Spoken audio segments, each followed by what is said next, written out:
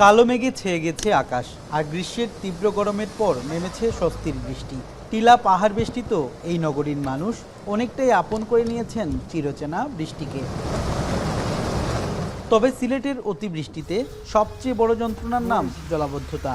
অল্প বৃষ্টিতেই নগরীর বেশ কয়েকটি এলাকা ডুবে যাওয়ায় দুর্ভোগ পোহাতে হয় নগরবাসীকে।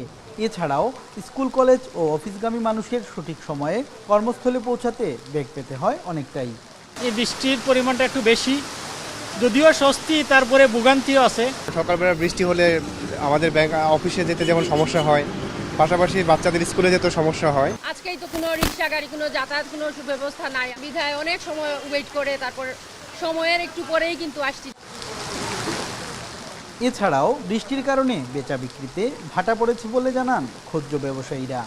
বৃষ্টি হইলে প্রচুর সবজি নষ্ট হয়ে যায়। এই কারণে মনে করেন সবজিগুলো অনেক দাম বেশি থাকে। আমাদের এখন অতিরিক্ত ক্ষতি হচ্ছে, একটা সময় স্কুলে বেচা কিনে প্রায় অনেক টাকা বেচা কিনে করতে পারতাম। তবে ক্ষুদে শিক্ষার্থীদের মনে বৃষ্টি মানেই আনন্দেরই এক অন্যতম অনুষঙ্গ। সকালের বৃষ্টিতে কাক ভেজা হয়ে স্কুলে আসলেও তাদের মনে আনন্দের কমতি নেই।